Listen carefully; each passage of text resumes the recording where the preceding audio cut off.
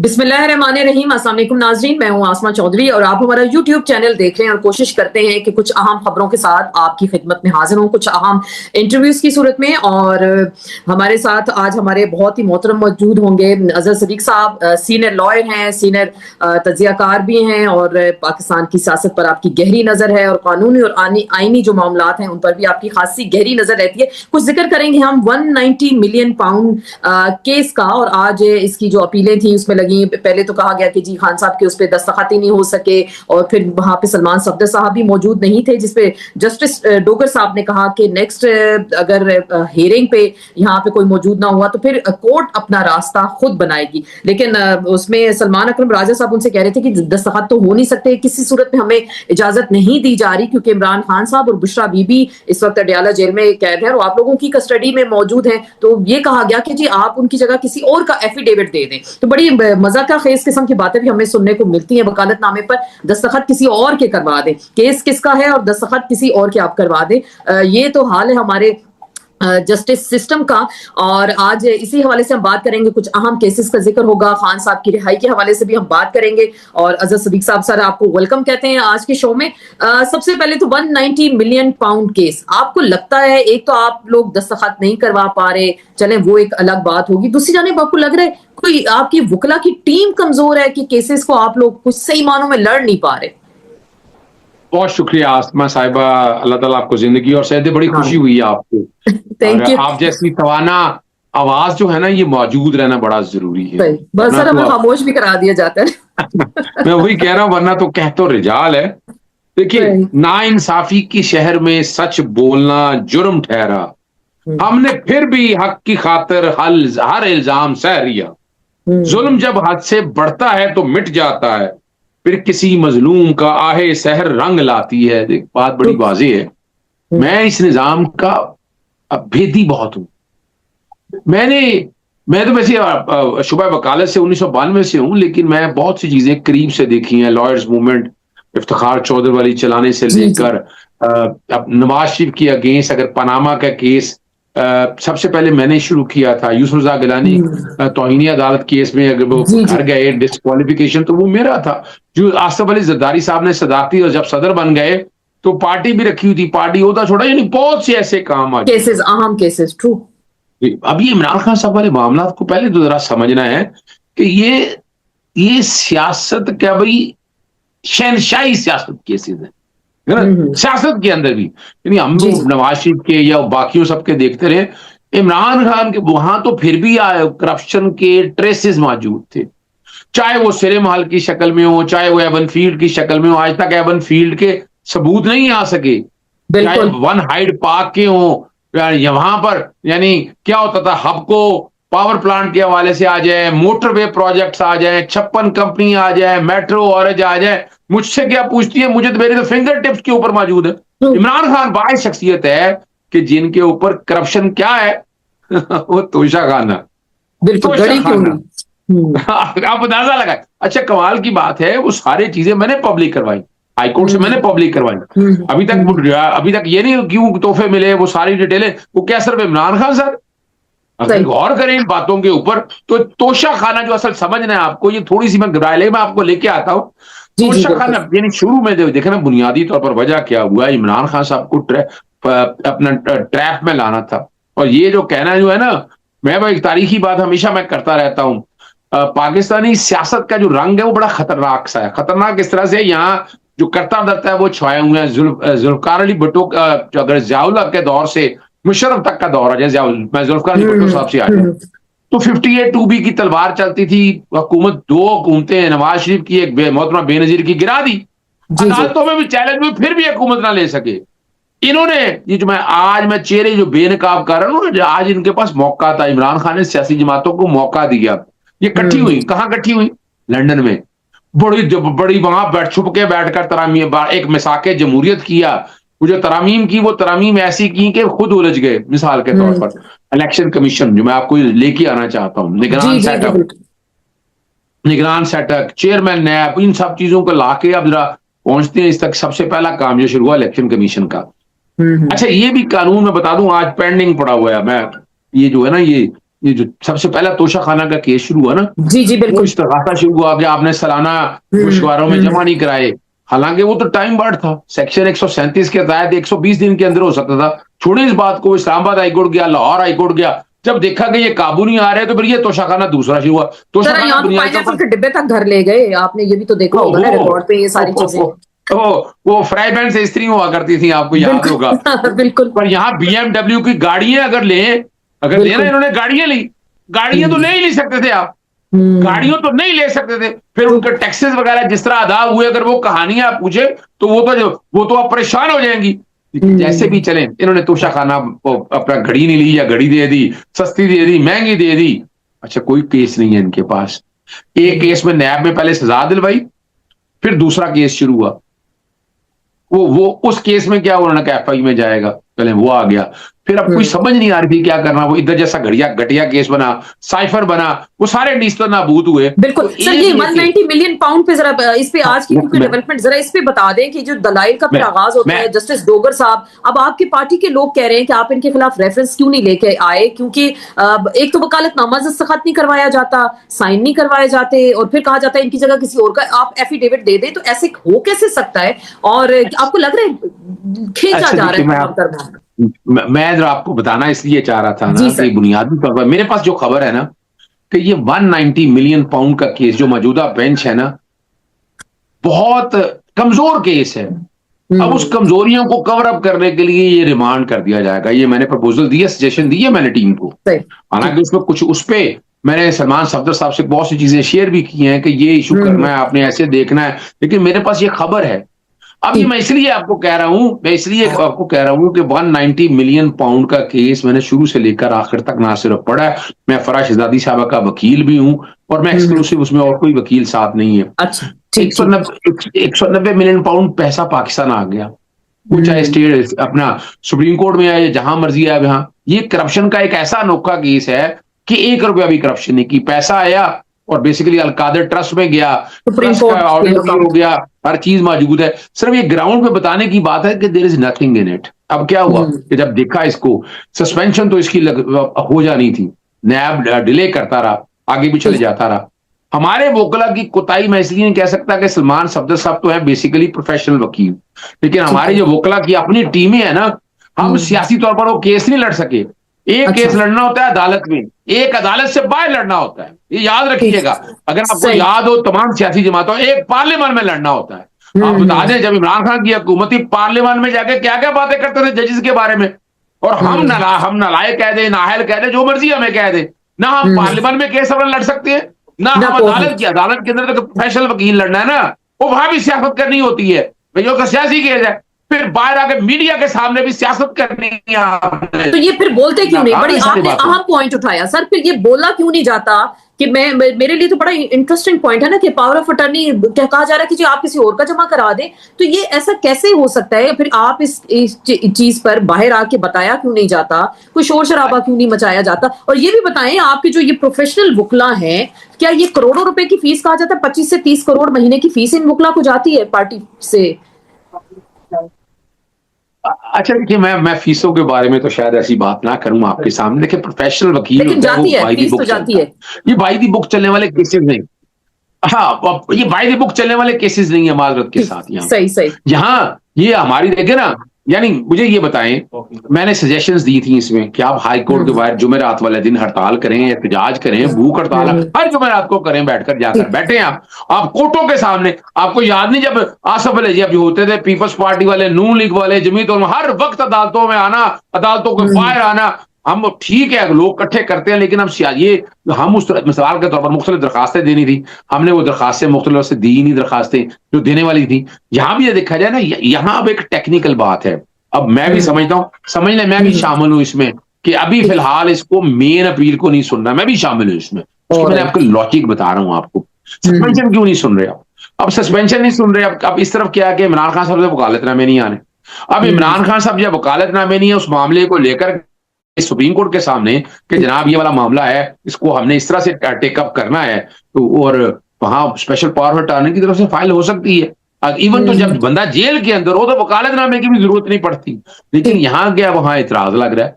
मेरी आज अपना उजैर नजीर करामत उजैर भंडारी के साथ बात हुई। मैंने कहा ये क्या इतराज लग गया, उसकी अलग अपील फाइल कर ले। अब ये वाले जो मामले हैं हमारे बार काउंसिल में या बाकी जगहों के होंगे, आप बैठकर वहां करारदादें लगाएं, वहां अगर बात करें, कुछ सेमिनार करें, कोई ना कोई, यानी इसको खामोशी से बर्दाश्त मत करें। और इसकी स्ट्रेटेजी मैं बता दूं, मैंने आपको पहले सामने बता दिया, अपील सस्पेंशन में आप पहले सस्पेंशन में फैसला करें। सस्पेंशन होनी है 100%। जब सस्पेंशन होनी है, इमरान खान साहब और बुशरा बीबी बाहर आ जाएंगी। चले इमरान खान नहीं आते तो बुशरा बीबी साहब बाहर आ जाएंगी, लेकिन वो नहीं, वो सस्पेंशन की तरफ जाना नहीं चाहते। वो क्या करना चाहते हैं वो मैंने बता दिया कि वो रिमांड करके ताकि जेलों के अंदर रहें। जेल के अंदर आप कह रहे हैं मजीद रिमांड करना चाहते हैं, सस्पेंशन पे वो नहीं जाना चाहते। अगर सस्पेंशन होती है तो वो रिहा हो जाएं, लेकिन रिहाई वाला मामला तो इतना सादा नहीं है सर, क्योंकि ये जो आप बात कर रहे हैं ना, इसी पे आज सलमान अकरम राजा साहब ने chief justice of Pakistan Yahya Afridi साहब से भी मुलाकात की और उन्होंने कहा कि जी खान साहब के जो केसेस अब लगवाने सुप्रीम कोर्ट की तरफ आप लोग रुजू कर रहे हैं, तो उन्होंने कहा जी अब ईद की छुट्टियों के बाद तो गर्मियों की छुट्टियां आएंगी, तो मामला कहीं लग रहा है अगस्त सितंबर तक मजीद खिंचेगा क्या? मतलब ऐसा ही होगा क्या? अच्छा देखिए आसमा साहिबा, अब ये बड़ी मजेदार बात आपने ऐसे कही है, लेकिन हम बतौर सियासी जमात जो है ना, मैं चूंकि कोर कमेटी है इनके मामला में, मैंने पहले भी खान साहब को कह दिया था कि मुझे वो कह रहे थे, मैं कह जी मैं तो इनमें इन्वॉल्व नहीं होना, मैं तो अपने स्टाइल से वकालत कर रहा हूँ। मुझे हमेशा यही कहते हैं कि तुम अपना काम करते रहो। देखिए मुझे सिर्फ इतना बता दें, इसमें तरमीम हुई, ये कहा गया ना आईनी बेंच बनना है, आईनी अदालत बन गई। अब आईनी अदालत बनी थी आईनी केसेस सुनने के लिए, अब नैब की अपील जो है ना हाईकोर्ट के बाद, वो आईनी अदालत सुनेगी। तो इसमें क्या तशरीह होनी है? हम लोगों ने आज तक, मुझे बताएं, पाकिस्तान तहरीक इंसाफ ने ये क्यों चैलेंज नहीं किया कि आजम सिद्दीक ने ठेका ले लिया इन चीजों को, सारों को बैठकर उठाने का, करने का? ये अभी तक जवाब दे। मैं आपके प्रोग्राम में सवाल करता हूं कि आपने जब इसकी अपील जो है आईनी बेंच के सामने चली गई है, क्यों आपने अभी तक चैलेंज नहीं किया इस बात को? यानी आप जो भी दरखास्त देंगे सुप्रीम कोर्ट नहीं सुनेगी, ये मसला है, प्रॉब्लम है इसके अंदर कि इसकी अपील अब जो चली गई है और वो जो तरमीम की है, वो तरमीम यानी कौन सी ऐसी तशरीह होनी है इसके अंदर जनाब? कोई तशरीह नहीं होनी इसके अंदर। तो ठीक है ना, ये हमारी कोताही है माजरत के साथ। और आप मिसाल के तौर पर आईनी बेंच में आपको पता है आईनी बेंच में पिक एंड चूज वाली बातें हम होते भाई। आईनी बेंच तो अगर देखा जाए वो तो वफाकी हुकूमत ने लगाया है ना, और सर आईनी अदालत जो है वो टोटल जितने जजेस की तैनाती है उन्होंने की है। तो ये एक ऐसा मामला है कि यहाँ बड़ा सोच समझ के चल रहे हैं कि आईनी अदालत के सामने जाएंगे तो वहां रिलीफ के जो नजर आ रहे हैं ना बज़ाहिर कि वो शायद रिलीफ उस तरह ना मिल सके। तो इसलिए ये स्ट्रेटेजी अपनी जगह पर जैसे भी कर रहे हैं, लेकिन इसको स्ट्रेटेजाइज करने की बहुत जरूरत है, लेकिन साथ पैरेलल चैलेंज तो करें ना। पार्टी में बैठ के कोई फैसला नहीं होता? कोई आपकी जो लीगल टीम है वो अलग बैठती है, या आपके जो अलग से आपके लोग हैं दीगर वो बैठते हैं, ये बात करते हैं? इंस्ट्रक्शंस फिर इन्हें कौन देता है कि किस कोर्ट में कौन सा केस जाएगा? क्या ये सलमान अकरम राजा साहब इनफिरादी तौर पर सारे फैसले करते हैं या सिर्फ बाकी लोग भी शामिल होते हैं इसमें? अच्छा देखिए, ये तो कोर कमेटी बेहतर है इसको फैसला दे सके। मैं कोर कमेटी के किसी मामले में मुदाखलत नहीं करता। और लेकिन आपको मैं तारीख ही बता देता हूं। जब देखें, यही तो एक फर्क है, जब इमरान खान साहब बाहर होते थे ना तो लीगल कमेटियों की मीटिंग वो खुद हेड करते थे। यानी मैं अगर वीडियो कॉल पे आ गया, चले मैं अगर बनी गाला में मौजूद हूं तो बनी गाला में मैं चला गया, अगर इस्लामाबाद मौजूद हूं लाहौर में तो जमान पार्क चला गया, तो वहां बैठ के स्ट्रेटेजी सारी इकट्ठी होती थी। और वो चूंकि इमरान खान साहब खुद लीड करते ना, मसला प्रॉब्लम ही यहां पर यही आ गया कि इमरान साहब से मुलाकात करके लीगल स्ट्रेटेजी फाइनल नहीं हो पाती। अब वकीलों को अपना मशवरा होता है, कोर कमेटी के अंदर पॉलिटिकल अपना मशवरा होता है, तो कंसेंसस जो मैं समझता हूं, मुझे नहीं पता अंदर की बातों के हवाले से, ना अंदर की बातों को मैं टेकअप करता हूं, ना मैं जाना चाहता हूं कि मैं उसको उस तरफ लेके जाऊं, लेकिन मैं आज भी समझता हूं कि देखिए ना, यहां एक टाइम ऐसा है, चले फर्ज करें इमरान खान साहब चले ये सस्पेंशन हो जाती है, लेकिन बुशरा बीबी साहबा तो बाहर आ सकती है ना। बुशरा बीबी साहबा अगर बाहर होंगी तो वो चीजों को, वो इमरान खान साहब के साथ रहती हैं बहुत सी चीजों को, यानी मैं तो समझता हूं कि वो बहुत चीजों को बेहतर तरीके से समझती हैं, और ये जो मसाइल पैदा हो रहे हैं आज, वो शायद पैदा ना हो, वो बेहतर बड़े असर तरीके से। आपको लगता है बुशरा बीबी अगर रिहा हो जाए तो पार्टी की क़यादत संभाल सकती है और बेहतरीन फैसले कर सकती है इमरान खान के बिहाफ पे? देखिए, मैं क़यादत की बातों में नहीं करता, लेकिन ये मैं स्ट्रेटेजाइज करने का चीजों के स्ट्रेटेजी बनाना, चलें इस पर बात करते हैं। जी बिल्कुल, यानी लीगल स्ट्रेटेजी में मेरी तो अक्सर डिस्कशन हुआ करती थी।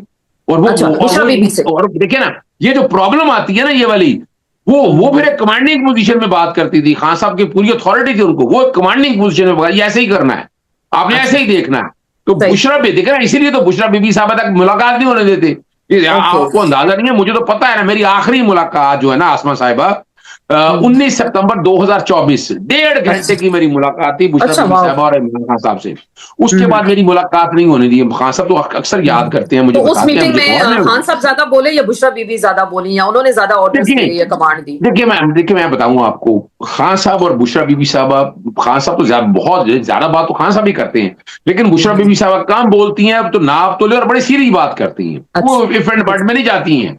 जी। वो सोल्यूशन ओरिएंटेड की बातें करती हैं। ये नहीं वो ये नहीं है कोई तारीफ कर रहा है नहीं कर रहा, ये उनको इससे कोई ताल्लुक नहीं होता। उन्हें रिजल्ट की तरफ है कि इसका बेहतर हल किया है।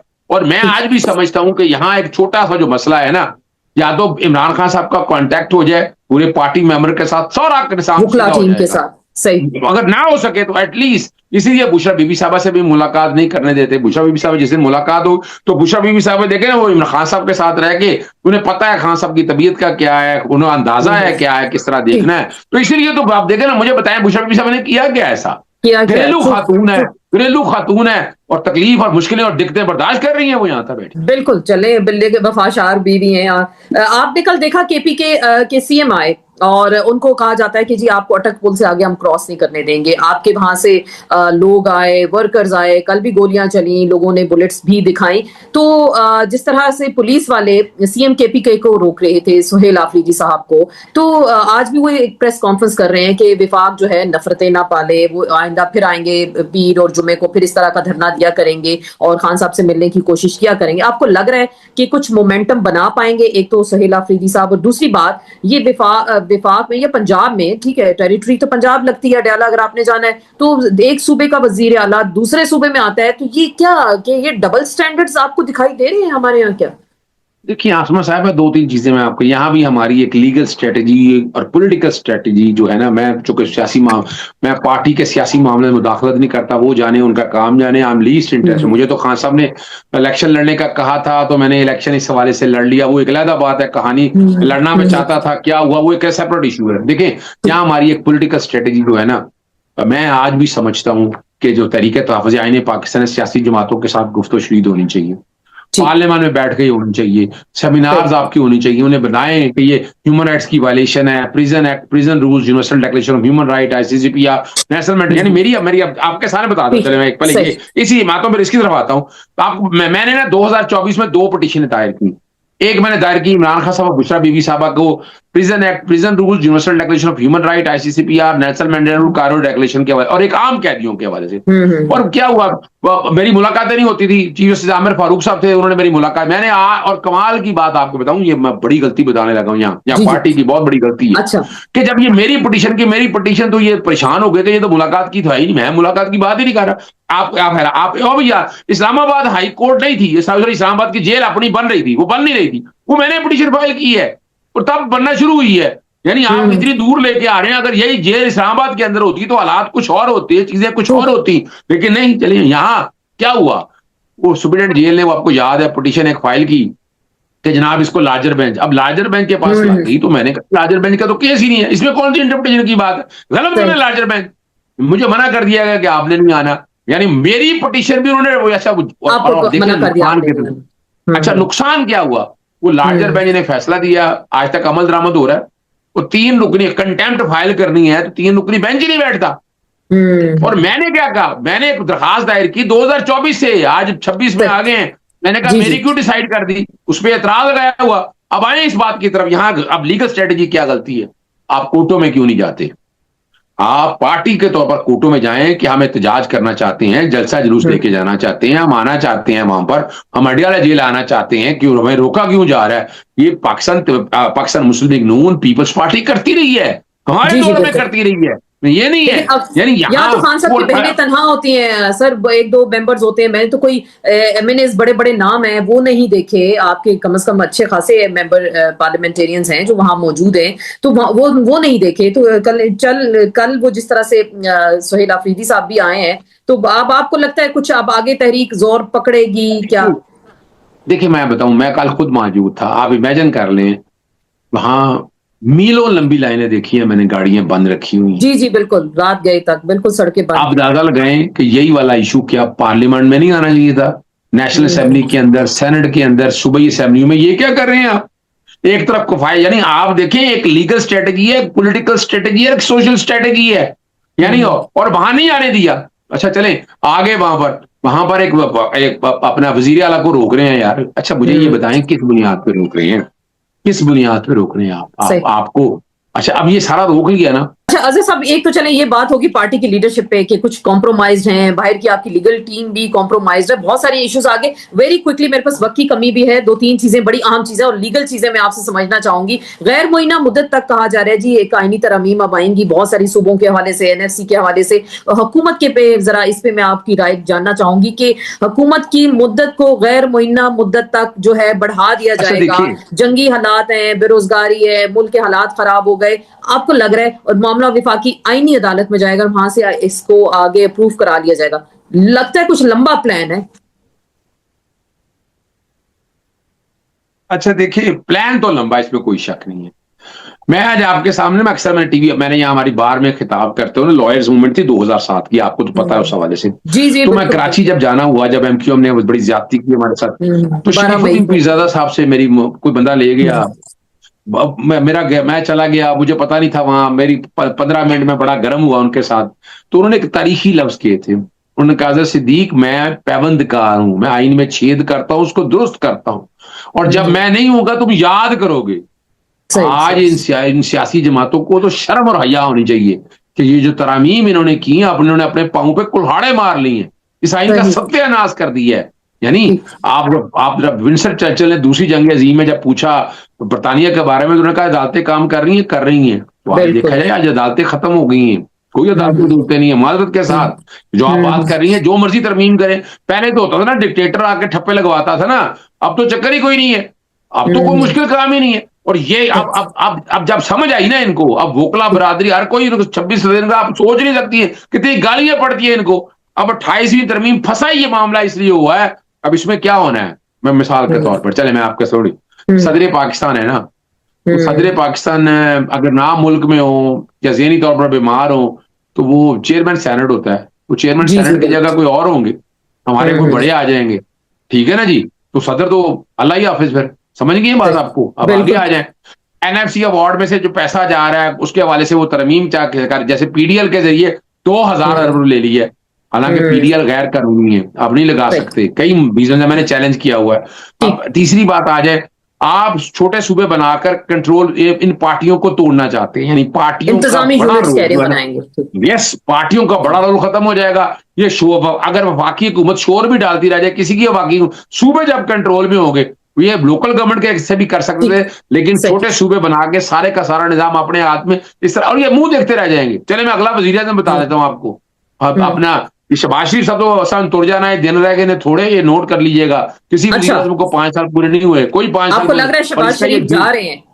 जी ये जून का बजट ही पास करेंगे, बेचारा एक मुलाजिम है, बस बेहतरीन मुलाजिम साबित हुआ है तारीख में।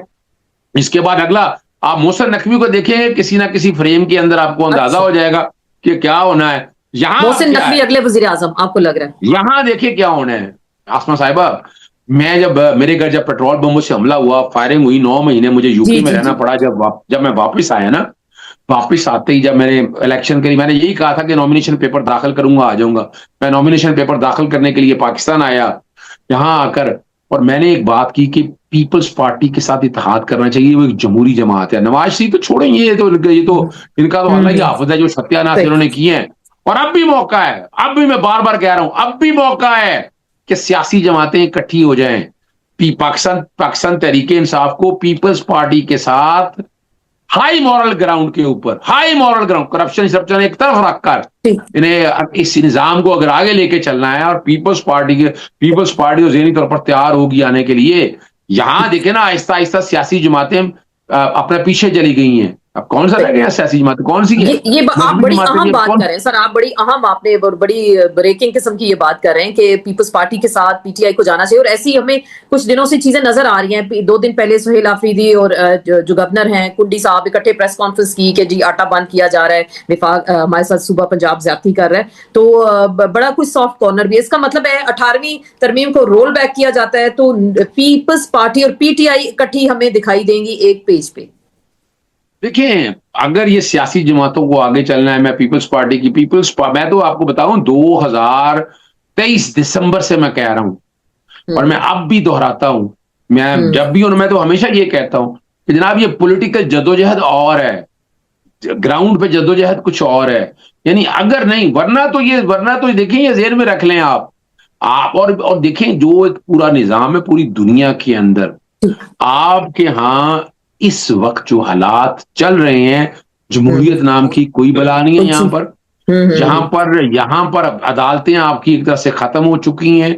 अदालतों से कोई उम्मीद अच्छाई की, बेहतरी की मुझे तो नजर नहीं आती। मैं तो रोजाना लड़ रहा होता हूँ अदालतों से, मैं तो अपने हिस्से की समझ ला। यानी यहाँ जो है ना, यहाँ किसी वक्त जब जमहूरियत लिखी जाई होगी तो उस कटहरे में, उस जमहूरियत के कटहरे में अलामती फांसी किसी को देनी है तो उसका नाम नवाज शरीफ है।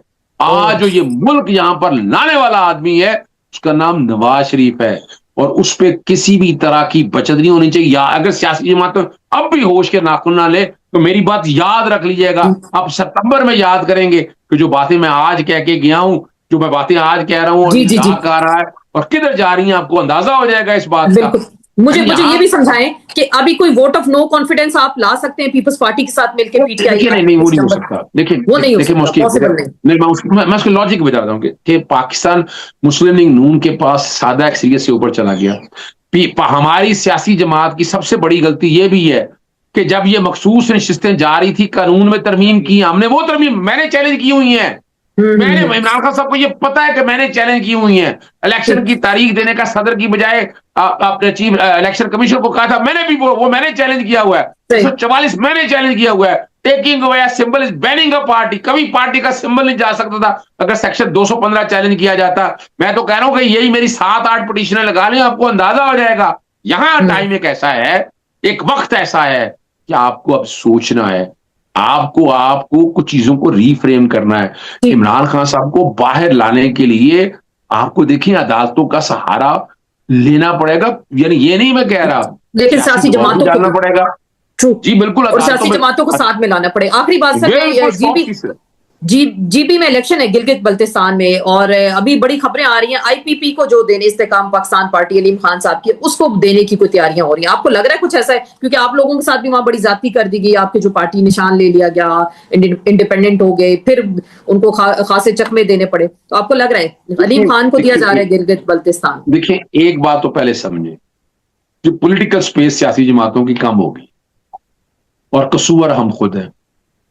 देखिए, ये आईने पाकिस्तान 1973 है ना, जब पार्टी से सिंबल लिया था ना, सियासी जमातों को इकट्ठे हो जाना चाहिए था कि किसी सियासी जमात को बैन नहीं होने देना। और किसी सियासी जमात को बैन करना है तो आर्टिकल 17 कहता है आइन का, इसी आइन का, वो कहता है मुल्क की सालमियत के खिलाफ बात कर रहा होगा या अपना फॉरेन फंडिंग के कॉन्टेक्स्ट के हवाले से। आज भी सेक्शन 215 जो है ना, taking away symbol is banning a party, जो आप सिंबल लेते हैं वो पार्टी में बैन करने वाली बात है। ये मेरी पिटीशन पेंडिंग पड़ी हुई है, यानी मार्च 2024 से लार्जर बेंच बना और अभी तक आई नहीं है। और वही सिंबल आपको मसाइल पैदा किए गिलगित बल्तिस्तान में भी और कश्मीर के अंदर भी। अब यहाँ आप देखें ना, सिंबल लेने का मतलब क्या है, आप समझ आए इस बात को बड़ी वजाहत के साथ। यानी बाकी सारी सियासी जमातों को बैन करना चाहिए कि नहीं भाई, किसी सियासी जमात का सिंबल नहीं लिया जाएगा। सियासी जमात किसी को बैन नहीं किया, ये सियासी जमातों ने फैसला करना है। अब सियासी जमातों को तो अंदाजा नहीं है ना कि चलें वो आहिस्ता आहिस्ता कुछ पाकिस्तान तरीके इंसाफ होगी तो आने वाले दिनों में याद रखिएगा, मेरी ये भी बात नोट कर लीजिएगा।